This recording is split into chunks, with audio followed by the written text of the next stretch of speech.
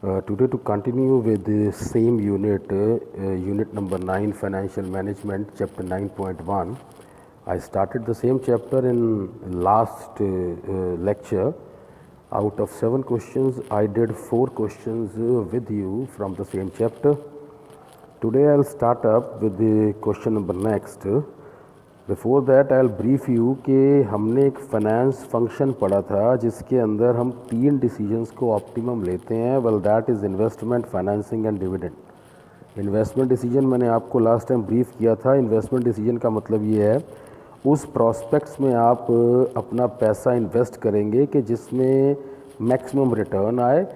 और working capital decision के under जो शॉर्ट टर्म डिसीजन था उसमें ये था कि आपका कैश ज़रूरत से ज़्यादा हो के डेड ना रहे, प्रॉफिटेबिलिटी को ना घटाए, और कम मतलब अगर वो ज़रूरत से कम है तो that becomes an hurdle for your day to day routine activity.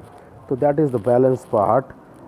You have to maintain balance of cash in investment decisions. Well, that is this particular thing which is short term investment decision. आज हम जो काम करेंगे well that is financing decision. Financing decision का मतलब क्या होता है, पहले आप सुनिए फाइनेंस क्या होता है. मैंने आपको लास्ट टाइम भी बताया था फाइनेंस का मतलब होता है पैसे का इंतज़ाम करना लोन के रूप में या किसी से आपने पैसे उधार ले लिए, आपको पता है. अब फाइनेंस के अंदर ये जो डेफिनेशन है कहता है it refers to the determination as to how the total funds required by the business will be obtain from various long term sources. कैसे आप लॉन्ग टर्म सोर्सेज से अपने फंड्स को अरेंज करेंगे, कैसे, ये तो होता है फाइनेंसिंग डिसीजन. लेकिन जो क्वेश्चन का मेजर पार्ट है फैक्टर्स अफेक्टिंग फाइनेंसिंग डिसीजन. पहले ना इस फैक्टर्स अफेक्टिंग फाइनेंसिंग डिसीजन की ना हिंदी सुन लो. कर्जे कई किस्म के हैं. एक तो डिवेंचर है जो ब्याज वाला कर्जा है, एक शेयर है जो बिना ब्याज वाला कर्जा है. सारे यही चाहेंगे कि उनको शेयर वाला पैसा मिले, बिना ब्याज का कर्जा मिले. बिना ब्याज वाला कर्जा तुम्हें तब मिलेगा, शेयर्स के रूप में लोग तुम्हें पैसा तब डालेंगे अगर तुम्हारी गुडविल होगी, उनको तुम में फेथ होगा, या कोई उनको बहुत अच्छा प्रॉस्पेक्ट नज़र आ रहा है. वो तुम में एज ए डिवेंचर इन्वेस्ट कर रहे हैं बिकॉज उनको मंथली इंटरेस्ट चाहिए, उनको शायद प्रॉफिट में रिस्क लगता हो, उनको लगता है शायद पैसा डूब जाएगा. ये एक चीज़ें हैं. आज आपकी कंपनी के लिए किस कंडीशन में कौन सा कर्जा बढ़िया देखा जाए, मैं तुम्हें ये बता देता हूँ. वक्त के साथ साथ हम ये मान के चलते हैं कि शेयर्स वाला पैसा कई बारी फ़ायदेमंद नहीं होता, डिवेंचर वाला पैसा फ़ायदेमंद होता है. बताऊँगा रास्ते में. कई बारी शेयर्स का पैसा फ़ायदेमंद है, कई बार डिवेंचर का पैसा लेने में फ़ायदा है कंपनी को, कई बारी दोनों के मिक्सचर में फ़ायदा है. इसका मतलब है कौन सा कर्जा आपके सर्कमस्टेंसेस के हिसाब से किस कंडीशन में फेवरेबल है आपके लिए. शेयर्स आपके लिए फेवरेबल हैं कि डिवेंचर आपके लिए फेवरेबल हैं, कि उनका मिक्सचर आपके लिए फेवरेबल है. कैसे ये पढ़ना है. तो पहला है कॉस्ट. भाई ये जो कॉस्ट है, कॉस्ट क्या होती है. पिज़्ज़ा की कॉस्ट 60 रुपये है, पिज़्ज़ा लिया 60 रुपये दिए. ऐसे ही आपने कोई चीज़ ली उसके पैसे दिए. आपने लोन लिया 100 रुपये का, 100 रुपये के ऊपर आप जो ब्याज के रूप में पैसा दे रहे हो वो 100 रुपये की कॉस्ट है. अगर 100 रुपये डिवेंचर के माध्यम से आपके पास आया तो उसके ऊपर 1 या 2 रुपया दिया जाने वाला ब्याज उसकी कॉस्ट है, यानी कि 100 रुपये की कॉस्ट 2 रुपये का ब्याज. अगर वो पैसा 100 रुपया शेयर्स के रूप में आपके पास आता है तो उसकी कॉस्ट का अंदाज़ा आप लगा ही नहीं सकते. मान लो 5-7 साल कंपनी को प्रॉफिट नहीं होता, 8वें साल में उस 100 रुपये की इन्वेस्टमेंट में 1000 रुपये का प्रॉफिट है, आप उसको रख नहीं सकते. आप उस 100 रुपये के बदले 1000 रुपये का प्रॉफिट आप शेयर होल्डर के नाम करोगे, या तो उसको नगद दोगे, या बेसिकली उसको नगद दोगे, या आप क्या करोगे उसके नाम से उसके पेपर्स में उसकी वैल्यू को बढ़ाओगे. मेरे सिर्फ कहने का मतलब ये है कि कॉस्ट अगर कंसिडर किया जाए तो कॉस्ट के हिसाब से शेयर वाला कर्जा महंगा है और डिवेंचर वाला कर्जा सस्ता है. तो इस केस में डिवेंचर फ़ायदेमंद है. रिस्क की बात आती है. रिस्क भाई आपको ये पता है कि डिवेंचर्स का पैसा सिर में दर्द होता है. ये वो सिर में दर्द है कि इसके ऊपर आपने मासिक ब्याज देना ही देना है.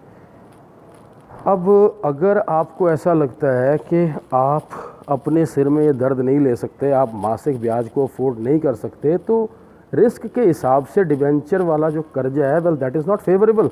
उस केस में you should opt share capital.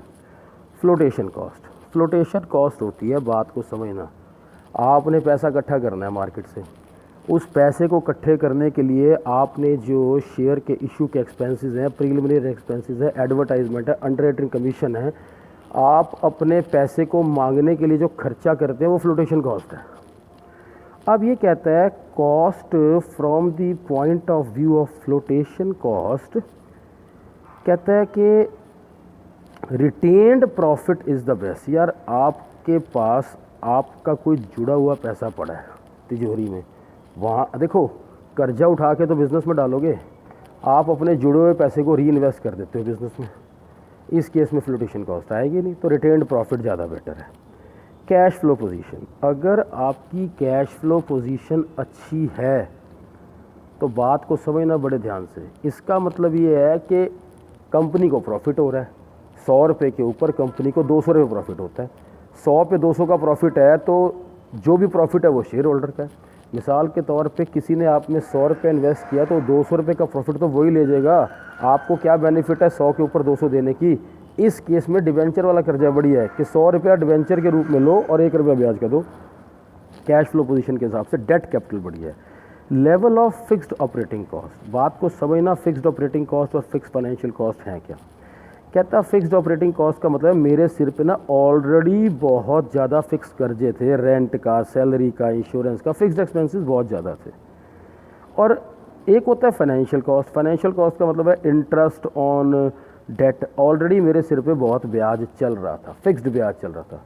कहता बात ऐसी है, अगर आपके सिर पे ऑलरेडी इतना सारा फिक्स्ड कर्जा है तो दोबारा से डिबेंचर के माध्यम से पैसा लेके अपने सिर पे कर्जे को और ना बढ़ाओ और अपने सिर पे ब्याज की दर को ना बढ़ाओ। This is not favourable for you because आप ऑलरेडी डेट में हैं।